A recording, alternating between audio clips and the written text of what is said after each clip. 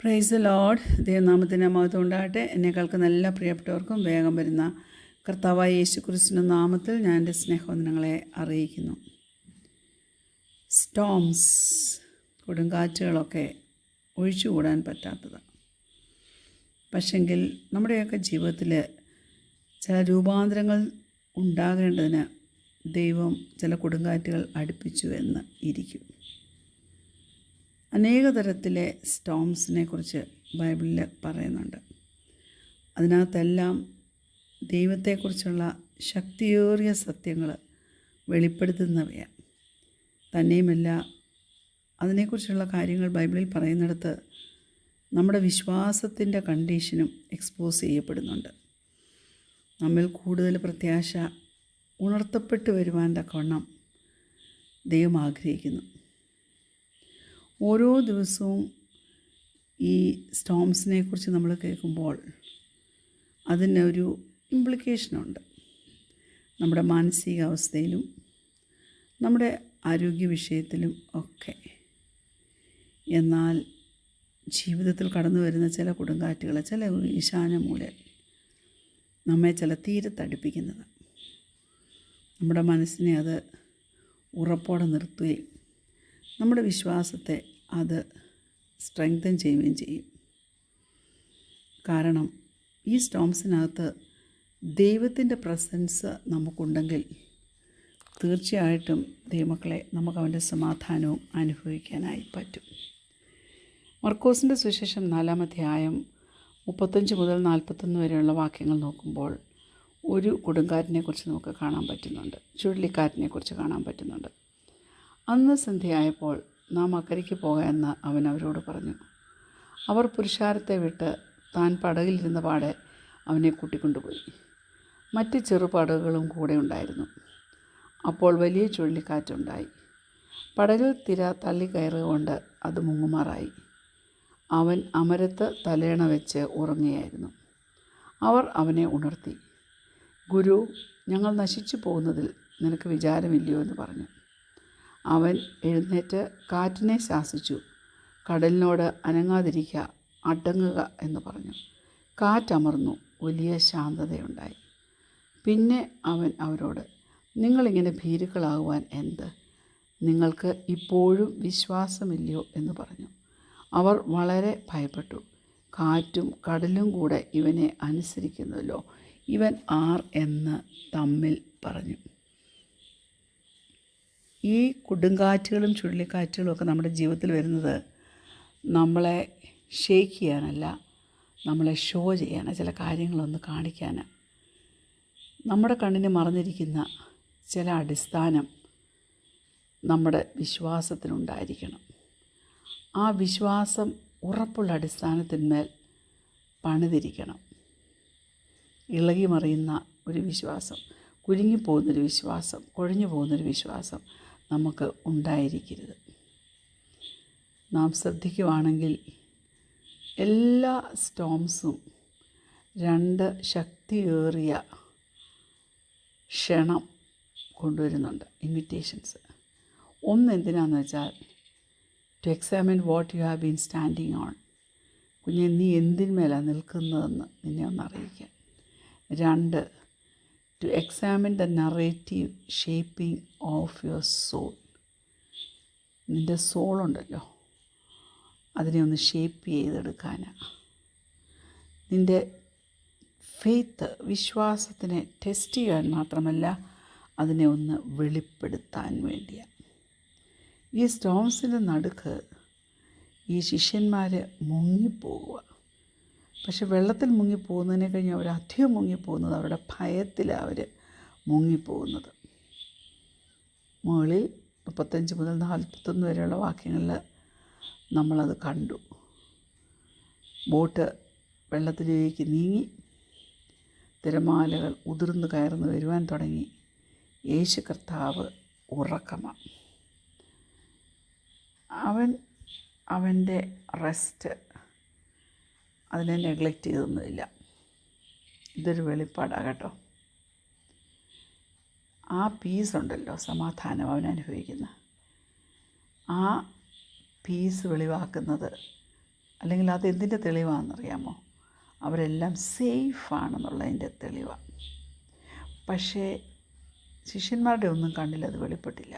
ശിഷ്യന്മാരുടെ എല്ലാം കണ്ണിനകത്ത് നിറഞ്ഞിരുന്നത് ബോട്ട്, അല്ലാണ്ട് അവരുടെ കൂടെ ഉണ്ടായിരുന്ന യേശുവിൻ്റെ മേലല്ലായിരുന്നു.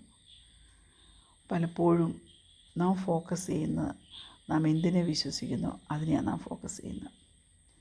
അവർ വിശ്വസിച്ചത് കൂടുതലും ഷിപ്പിനെയാണ്, കടലിനെയാണ്, അല്ലാണ്ട് ആ കടലിനെ സൃഷ്ടിച്ചവനെ അല്ല.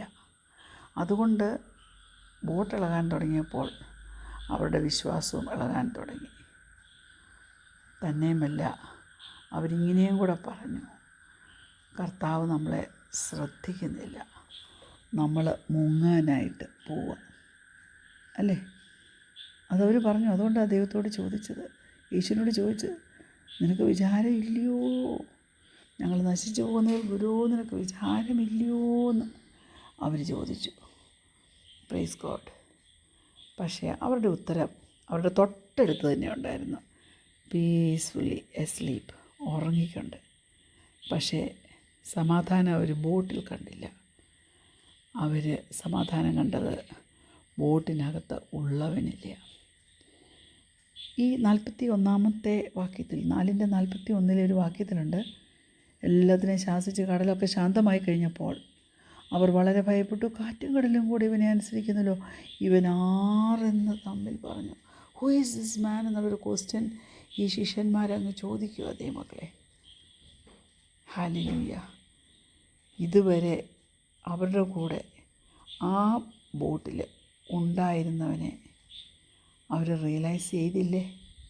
അവർ മനസ്സിലാക്കിയില്ലേ? അവർ തിരിച്ചറിഞ്ഞില്ലേ? കുഞ്ഞേ, നിനക്കവനെ അറിയാമെങ്കിൽ സമാധാനം അതൊരു പോസിബിലിറ്റി അല്ല, അതൊരു പ്രോമിസായിട്ട്, ഒരു വാഗ്ദത്തമായിട്ട് അവിടെയുണ്ട്. ദൈവത്തിൻ്റെ ആ സാന്നിധ്യം, വേവ്സിൻ്റെ ആബ്സെൻസ് അവിടെ കൊണ്ടുവരത്തില്ല എന്ന് ഞാൻ പറയുന്നില്ല. വേവ്സ് വന്നാലും അവിടെയും സമാധാനം ഗ്യാരണ്ടി ചെയ്യാൻ യേശുവിന് കഴിയും. മർക്കോസിൻ്റെ 6:48 നമ്മളിങ്ങനെ കാണുന്നു, കാറ്റ് പ്രതികൂലമാകൊണ്ട് അവർ തണ്ട് വലിച്ച് വലയുന്നത് അവൻ കണ്ടു. ഏകദേശം രാത്രി 4 യാമത്തിൽ കടലിന്മേൽ നടന്ന് അവരുടെ അടുക്കൽ ചെന്ന് അവരെ കടന്നു പോകുവാൻ ഭാവിച്ചു. ശിഷ്യന്മാരെല്ലാം തളർന്നു. അർദ്ധരാത്രിയാണ്, മിഡിൽ ഓഫ് ദ നൈറ്റാണ്. വലിച്ച് അവർ തുഴയുക, യുദ്ധം ചെയ്യുക കാറ്റിനോടും തിരമാലയോടുമൊക്കെ. ഇത് അവരുടെ ജീവിതത്തിൽ രണ്ടാമത് വരുന്ന കാറ്റാണ്. ഞാൻ പറയട്ടെ, ഈ വാക്യം ഞാനിപ്പോൾ പറഞ്ഞല്ലോ, 48 വാക്യത്തിൽ, അവർക്കറിയാൻ മേല യേശു അവരെ കണ്ടെന്ന്, അവരൊറ്റയ്ക്കായി എന്ന് അവർ മനസ്സിലാക്കി. അവരുടെ ഇമോഷൻസ് കൂടുതൽ അവരെ ഓവർടേക്ക് ചെയ്യാൻ തുടങ്ങി. 48 വാക്യത്തിൽ അവർ പറയുന്നുണ്ട്, യേശു കടലിന്മേൽ നിന്ന് അവരുടെ അടുക്കൽ ചെന്ന് അവരെ കടന്നു പോകാനായിട്ട് ഭാവിച്ചു. ആ ഫ്രേസ് ഉണ്ടല്ലോ, പാസ് ബൈ, അത് ഒരു വലിയ ബിബ്ലിക്കൽ പാറ്റേണിനെ വെളിവാക്കുക. ദൈവത്തിൻ്റെ വലിയ മഹത്വം കാണുവാൻ ഒരിക്കൽ മോശ ആഗ്രഹിച്ചു.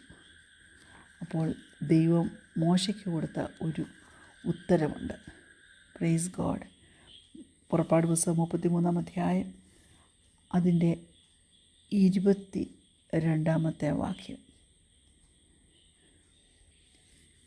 എൻ്റെ തേജസ് കടന്നു പോകുമ്പോൾ ഞാൻ നിന്നെ പാറയുടെ ഒരു പിളർപ്പിലാക്കി, ഞാൻ കടന്നു പോകുവോളും എൻ്റെ കൈ കൊണ്ട് നിന്നെ മറയ്ക്കും. Praise God. 1 രാജാക്കന്മാർ 19 അധ്യായം അതിൻ്റെ 11 വാക്യം. 1 Kings chapter 19 verse 11. നീ പുറത്തു വന്ന് പർവ്വതത്തിൽ യഹോവയുടെ മുമ്പാകെ നിൽക്കുക എന്ന് അവൻ കൽപ്പിച്ചു. അപ്പോൾ ഇതാ യഹോവ കടന്നു പോകുന്നു. ശക്തി ഉള്ളൊരു കൊടുങ്കാറ്റ് യഹോവയുടെ മുമ്പിൽ പർവ്വതങ്ങളെ കീറി പാറകളെ തകർത്തു. Price God. ഒരു വാക്യം കൂടെ എൻ്റെ പ്രിയപ്പെട്ടവരുടെ ശ്രദ്ധയിൽ ഞാൻ കൊണ്ടുവരട്ടെ. യോബിൻ്റെ പുസ്തകം 9:8. ജോബ് 9 8.